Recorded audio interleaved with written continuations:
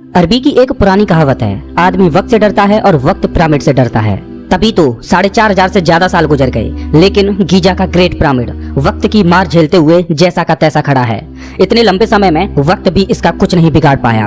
दुनिया के प्राचीन 7 अजूबों में से सिर्फ गीजा का एक महान पिरामिड ही बचा है। बाकी के 6 प्राचीन अजूबे वक्त की मार में कहां गायब हो गए पता ही नहीं चला।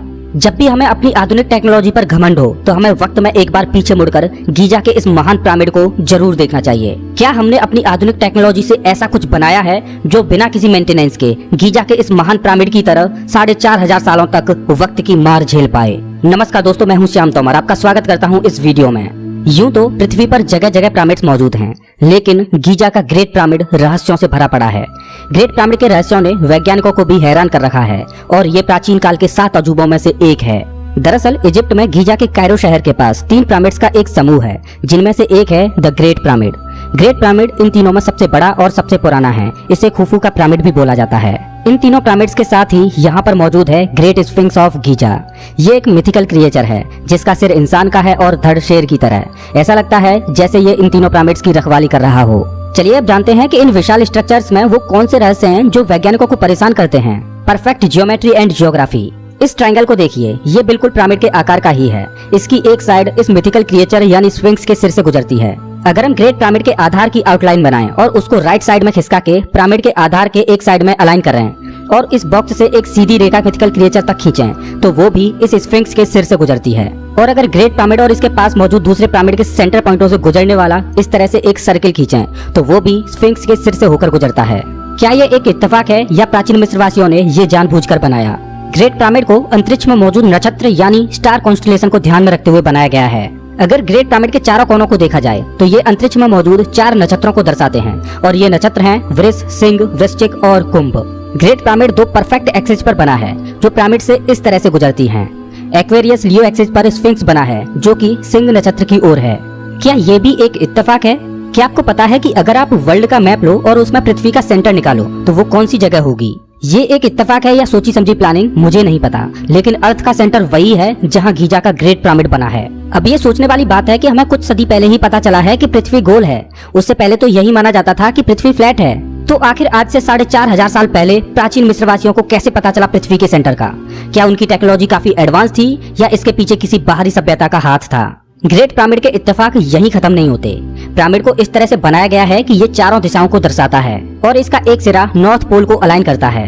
हालांकि इसमें थोड़ा सा एरर है, लेकिन वो भी 4,500 सालों में पृथ्वी की टेक्टोनिक प्लेट्स की मूवमेंट की वजह से है। आखिर उनको दिशाओं की इतनी सटीक जानकारी कैसे थी? ये तो आपको पता ही होगा कि 21 जून को साल का सबसे बड़ा दिन होता है और उस दिन रात सबसे छोटी होती है। 21 जून को जब पृथ्वी का सबसे बड़ा दिन होता है उस दिन यहाँ से सूर्य कुछ इस तरह से अस्त होता हुआ दिखता है, जैसे मानो कि सूर्य उस मिथिकल क्रिएचर के पीछे से अस्त हो रहा हो। 1989 में एक थ्योरी पब्लिश हुई थी जिसे ओराइन कोरिलेशन थ्योरी बोलते हैं। आसमान में एक ओराइन बेल्ट मौजूद है जिसमें 3 तारे हैं जिनका नाम है एलनाइटक, एलनाइलेम और माइनटेका। गीजा के ये पिरामिड्स ओराइन बेल्ट में मौजूद इन तीनों तारों से अलाइन करते हैं और ये सच में एक बहुत बड़ी मिस्ट्री है कि इन पिरामिड्स को इस तरह से क्यों बनाया गया था। क्या इसमें भी किसी दूसरी दुनिया की सभ्यता का हाथ था? प्राचीन मिस्रवासियों के एक गॉड थे ओसाइरिस। मिस्रवासियों का मानना था कि ओसाइरिस जन्म और मृत्यु के देवता थे जो कि मरने के बाद आत्मा को फिर से नया जन्म देते थे। मिस्रवासियों के अनुसार ओराइन बेल्ट में मौजूद ये तारे उनके भगवान ओसाइरिस का घर हैं। खैर जो भी हो, लेकिन ये सब इत्तेफाक तो नहीं लगते। ऐसा लगता है कि इन पिरामिड्स को एक सोची समझी योजना के अनुसार बनाया गया था, क्योंकि पूरी पृथ्वी पर जितने भी पिरामिड्स मौजूद हैं उन सबको एक ही समय काल में बनाया गया था। अब ये कैसे संभव है कि उस समय उनके पास ना तो ट्रेवलिंग के कोई साधन मौजूद थे और ना ही उनके पास ऐसी कोई टेक्नोलॉजी थी जिससे वो पृथ्वी के दूसरी साइड मौजूद सभ्यताओं से बात कर पाते? लेकिन फिर भी पृथ्वी पर जगह जगह एक ही शेप में बने पिरामिड मौजूद हैं जिनको एक ही समय काल में बनाया गया था। ऐसा लगता है कि या तो 4,500 साल पहले उनकी टेक्नोलॉजी काफी एडवांस थी या फिर उनकी किसी दूसरे ग्रह की सभ्यता ने मदद की थी। ऐसा लगता है कि इतिहासकारों से 4,500 साल पहले की कोई न कोई कड़ी तो छूट रही है जो आज कई अनसुलझे सवाल पैदा करती है, जिनकी गुत्थी सुलझाने में आज हम उलझे हुए हैं। ये तो हमने पिरामिड्स की परफेक्ट जियोमेट्री और जियोग्राफी को जाना, लेकिन पिरामिड के रहस्य यहीं खत्म नहीं होते।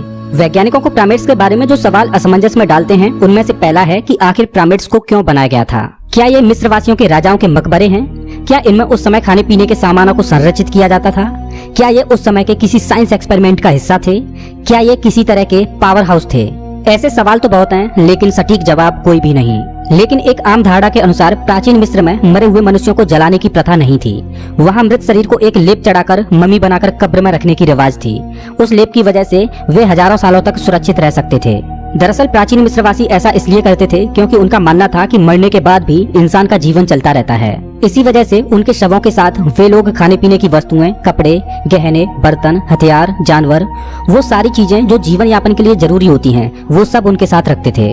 ऐसा माना जाता है कि मिस्र के पिरामिड मिस्र के प्राचीन राजाओं की कब्र हैं, जिनमें उनको मम्मी बनाकर दफनाया जाता था, और द ग्रेट पिरामिड मिस्र के राजा खुफू की कब्र है। चलिए मान लेते हैं कि मिस्र के पिरामिड वहाँ के प्राचीन राजाओं के मकबरे हैं, लेकिन सवाल ये है कि मिस्र में जितने भी पिरामिड हैं, उनमें आज तक किसी भी पिरामिड में कोई भी मम्मी क्यों नहीं मिली?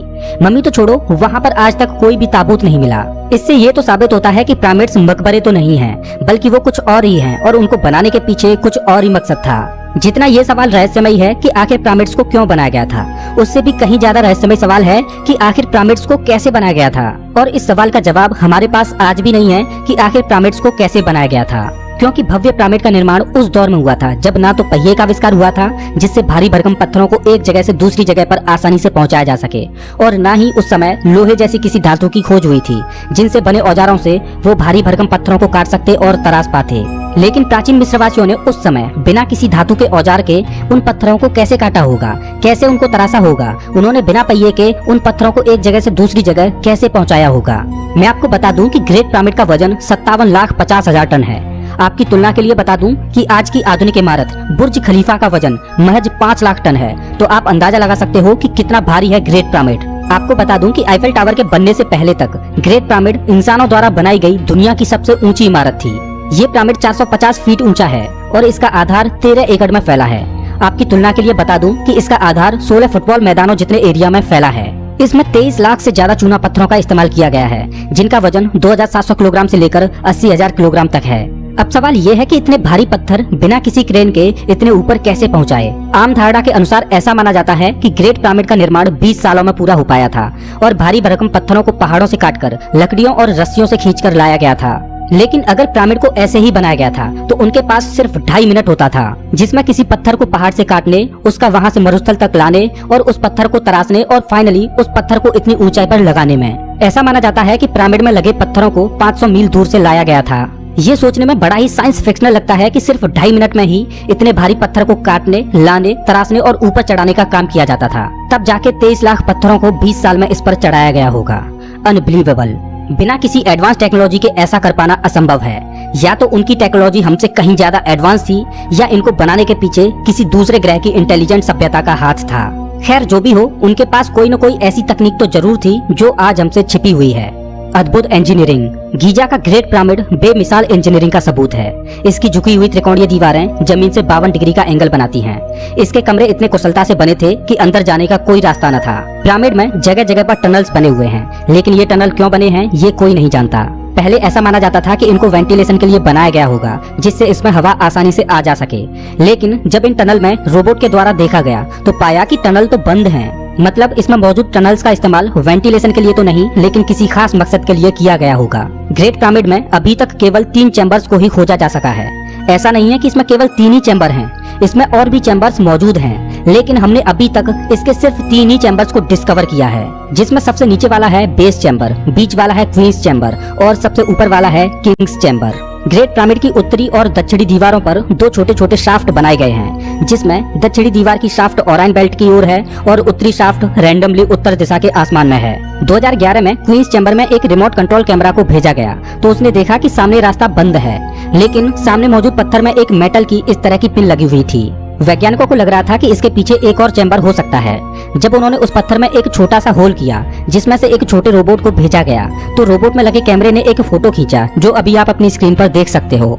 लेकिन इसके बाद वो कैमरा काम करना बंद कर गया और आगे की एक्सप्लोरेशन अधूरी रह गई। तब से लेकर अब तक वहाँ की गवर्नमेंट फर्दर एक्सप्लोरेशन के लिए किसी को भी अलाउ नहीं करती। वहाँ की गवर्नमेंट को लगता है कि कहीं ऐसा ना हो कि अगर पिरामिड की गुत्थी सुलझ गई तो वहाँ पर टूरिस्ट का आना कम हो जाए। लेकिन ये तो तय है कि ग्रेट पिरामिड में बहुत से रहस्य ऐसे हैं जो अभी तक हमसे छिपे हुए हैं। हो सकता है कि अगली बार एक्सप्लोरेशन में वो हमारे सामने आ जाएं। चलिए अब ग्रेट पिरामिड के बारे में कुछ मजेदार फैक्ट्स को जानते हैं। ये पिरामिड भूकंप रोधी है, मतलब इसको इस तरह से डिजाइन किया गया है कि ये तेज भूकंप के झटकों को भी झेल सकता है और ये 4,500 सालों से तेज भूकंपीय कंपनों को झेलता आ रहा है।